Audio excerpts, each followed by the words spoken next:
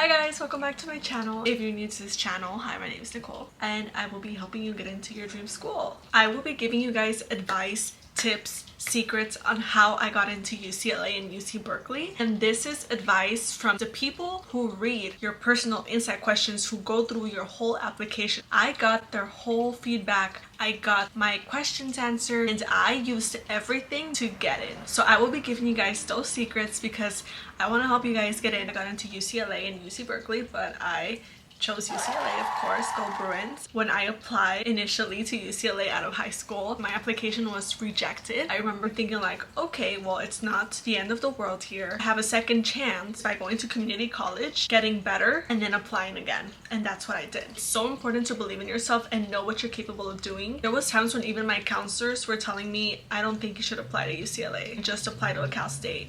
And I think that's what I needed to hear to help improve myself. If I didn't hear that, it wouldn't have pushed me to work harder. Anyways, I had a really low GPA in high school. I would probably say around like a 2.9. So obviously that's not even close to where you should be when you want to apply to a school like UCLA or UC Berkeley. You know, you need to be up there, probably like 3.8 or higher. That's just when you're coming out of high school. When you're coming in as a transfer, you could have a GPA of 3.2 and higher. I will say the year that I got in was one of the hardest years ever. No, but seriously, it was a big accomplishment for me because the year that I applied to UCLA, they had 28,000 transfer applicants and they only accepted 3,400. And I was one of them. So that's only 12%. Obviously, I was like shocked. But what I'm trying to say is if I could do it, you could do it. I think going to community college was probably the best thing that I did because it pushed me to work harder. That's what I needed. Everything just worked out perfectly. So just before I get into it, just a little side note, take your time with the application. It's not first come, first serve, so don't think, oh, if I submit it before the deadline, like a month before, I might get a better chance. It doesn't matter. They're not going to check your application before just because you turn it in a couple days earlier or like a month earlier.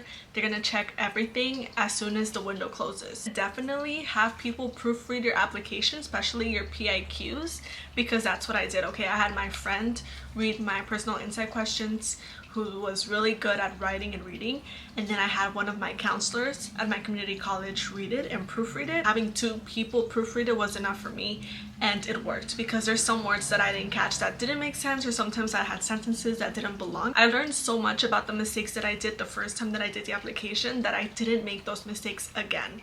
Also, make sure to fill out your FAFSA before the deadline. If you fill it out after the deadline, you're less likely to receive more grants. So definitely, I've learned, turn in your FAFSA on time and don't wait for the last minute. Make sure you have all the documents you need, your taxes, whatever, your family's taxes, all of that. Make sure you have it because you don't want to be struggling with that, or you're going to have to pay a lot of money out of your pocket if you don't qualify for FAFSA or if you're late. You are competing against everyone else in your school. You have to take a lot of classes at the same time, take summer classes, take winter classes, whatever you can to get ahead. And you really have to start asking questions because if I didn't ask questions, I would have been a whole like semester behind. I looked at my IGETC and no one told me about this, but you have to look at your IGETC.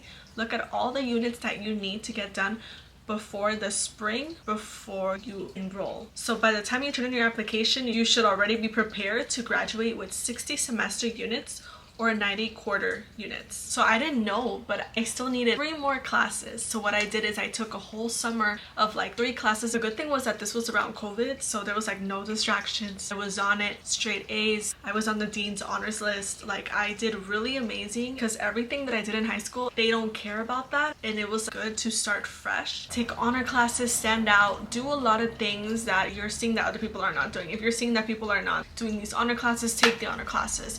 Do everything that you can to get out there and to have this to write about yourself. Do a lot of extracurricular activities, volunteer, do things to help your community get better, whether that's helping out at the food shelter, volunteering at the hospital, doing something also that you like that's gonna help explain how you're doing this for yourself and for the community because they want to see how everything connects together. And it's also important to be consistent with this. Like don't just say I did this for like a week or like a month and then I did something else. They want to see that you're doing this long term to see what kind of person you are. It would be great if you're like, I was volunteering at the animal shelter for like a year and then like this next year I volunteered at this other place. They just want to see consistency. This is one of the things that they told me. They do not want to see a list. They don't want to see I did this, I did that, I did that. Choose 2 or 3 things that you were passionate about, that you really know your stuff about, and talk about it. Talk about how you started with this program. Talk about how this helped you become better as a person, how this helped the community get better, how you helped these kids, you know, all of this stuff. They want to hear about it. There's a part where there's like a brag part. When you're talking about yourself, don't be scared to brag a little, because this is a part where you're basically selling yourself. Don't be scared to say what you've done, even if you're not good at talking about yourself, because I know there's people that are like, oh, I don't like talking about myself, like I feel like it's too much. They want to see what type of person you are,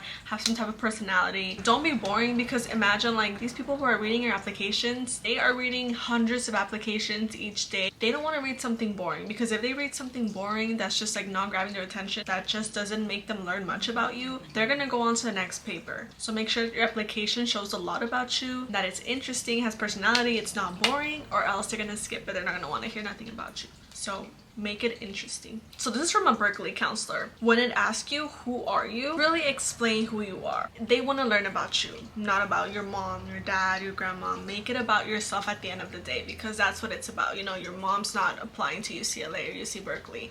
You're the one applying, so make it about yourself. He said PIQs won't hurt you, but will help you and provide context. For example, for me, I had to do an emergency withdrawal at some point, and I was so scared. I was like, oh my god, they're not gonna accept me because I have this emergency withdrawal. Like, I had a W in my transcript and I submitted that to UCLA and UC Berkeley. So if I didn't explain why that happened to me, they probably would have been like, oh, she's lazy, she just gave up. But I explained my reasoning why I did that. I had to drop out of this class because this and this happened, but I took this other class to replace that one. There was a reason for that. That's what it means by it will provide context, because you could be doing so great or so bad in something, but if you don't explain your reasoning, they're not gonna know. For the first question that talks about leadership experience, you want to talk about how you positively influenced others, how you helped resolve disputes, and how you contributed to group efforts over time. You could talk about how do you define a leader. For me, in this situation, I didn't really have experience with leadership like that. Maybe like one time with a job. I didn't really want to include that. Instead, I talk about my leadership role as a sister.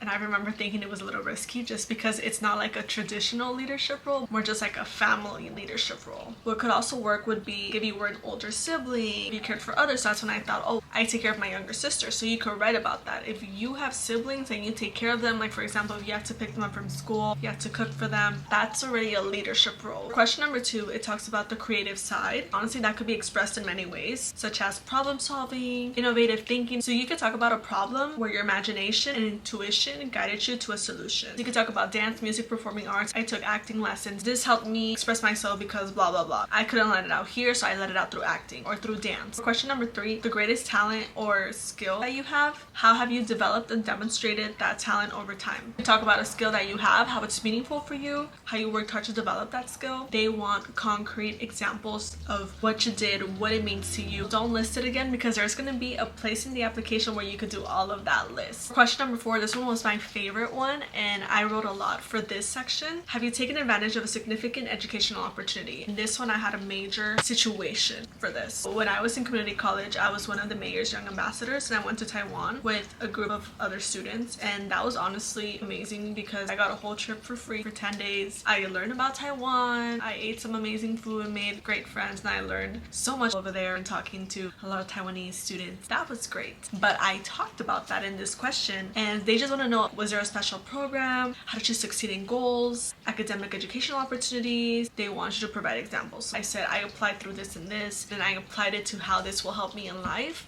And that's pretty much enough for you to write about in this whole section. Okay, question number 5, another one of my favorite questions. This question wants you to talk about a significant challenge that you have faced and how you overcame this, and how the challenge affected your academic achievement. And it's so important that you know how to answer this question. Don't make it a sob story. Whatever you went through, make sure that there's a way that you could say, this happened to me, but this is how I overcame it, or this is how I gained resilience from that. Because I remember when I wrote my application the first time, I wrote about something that happened to me. I was basically making them feel bad for me and thinking that would work, but they don't care. That made them think, we don't want this person, they're not ready. If they can't handle that situation, they're not going to be able to handle UCLA or UC Berkeley. What I did differently this time was I might have wrote something sad or challenging that happened to me, but I said, you know what, this made me the person that I am today, because that only made me stronger,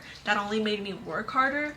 Now I'm doing this for my family, for my parents, for myself. And I think because I showed that powerful side of myself of like, I'm not gonna let that get me down, they saw that and they're like, oh, like, we like that. That means she could probably do really well at UCLA. That's what they want to see, how you learned from that. Because that's literally life. If you're not learning from the things that happen to you, then you're just gonna stay in that same area of your life and you're not gonna learn. Whatever your story is, make sure you say, this happened to me, and then explain how this affected your academic life. Maybe I was working so much that I started failing my classes because I didn't have enough time. I was working overtime that I couldn't even focus in classes. I had to leave class early. Anything like that, make sure that you explain how it affected you. It's so important for you to introduce a challenge, how you confronted the challenge, and how it influenced you for who you are today. For transfers, like, you could talk about your experience in high school, why you decided to take the transfer route, because that's also a good one. You could explain, I just didn't do really good in high school because this and this and this. That's why I decided to give myself another chance. I did better. I started going to office hours, started asking questions, I started to get more involved, started turning in all my homework on time, all those things they want to know. For question number 6, it says, describe how you have prepared for your intended major and readiness to succeed in your upper division courses. We want you to share in classroom or out of classroom experience. What did you volunteer in? What were some internships that you did? What was some work that you did on the side that will contribute to your interest in your major? It's so important to do something that's connected to your major. Like, if you're interested in music, I did this music internship where I was helping like little kids write music. I was helping this engineer producer work with the kids. I was basically like an assistant in that internship. So I wrote about that and I said, well, in my career I would love to do something with music and teaching. As long as it connects to your major or your career choice, you will be good. I believe you don't have to answer all the questions. You just choose maybe like 3 or 4. This one says how you made school or your community a better place. You could talk about if you go to church, if you volunteer. They want you to be a well-rounded applicant. UCLA UC Berkeley, they strive off of that. They want leaders. They want people who will make their communities better and people who are involved. Because at the end of the day, if you just have perfect grades, what is that going to do for you?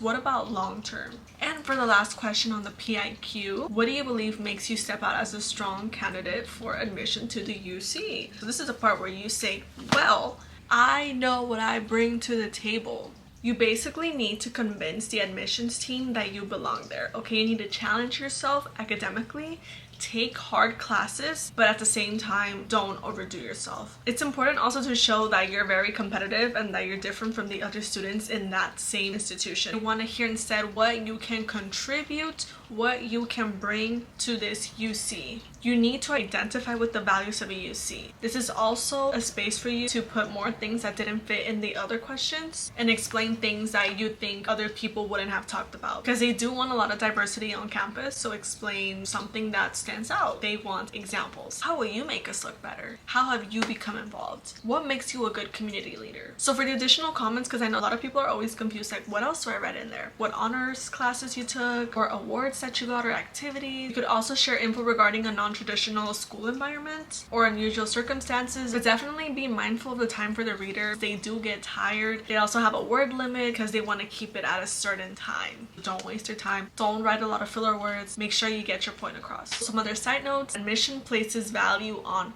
content. They also like using I and my statements. They also like when you provide new info in a response, clarity to application. And some common mistakes that a lot of students do: a lot of repetition. They don't want inappropriate use of humor. Even if you think it's funny, this is not your time to do it. They also said generalities. Overall, be authentic. Make sure you have people proofread it. Don't stress so much about the little thing. Think about it like this is your one chance in the world to get into like your dream school, because it basically is. There was this one website that really helped me in the process of transferring. It's called assist.org. For this website, it helps you see what courses are transferable. That way you don't have to take a bunch of classes that you think are transferable, and when you try to apply to this university and you see that they're actually not transferable and you still need like 10 or 15 more units, this will literally save your life. Make sure you do this early on before you transfer, so you finish all the 60 semester or 90 quarter transferable units. In some community colleges, they have this program called UCLA Transfer Alliance Program. You have to take certain honors classes and it gives you a better chance of getting in. Figure out what resources and opportunities they have in your school, because trust me, colleges have so much money to give away. No one's gonna tell you this because like they don't care. Free money, hello. If you do get in, amazing, congratulations. questions. If you don't, it's not the end of the world. I'm sure there's going to be other colleges or universities that would be happy to accept you. Just know that it's not super personal, because at the end of the day, they don't really know who you are. I didn't have the perfect grades. I knew people who had like a higher GPA than me, who had done way more extracurricular activities than me, and they didn't get into UCLA or UC Berkeley. It differs per person. Believe in yourself. Don't let anyone tell you that you can't do it. To close this out, I really hope all these tips, all these secrets, all this information helps you. I wish you guys the best of luck on your application. I really hope you guys like this video. Don't forget to like and subscribe. If you guys have any questions about the application process, about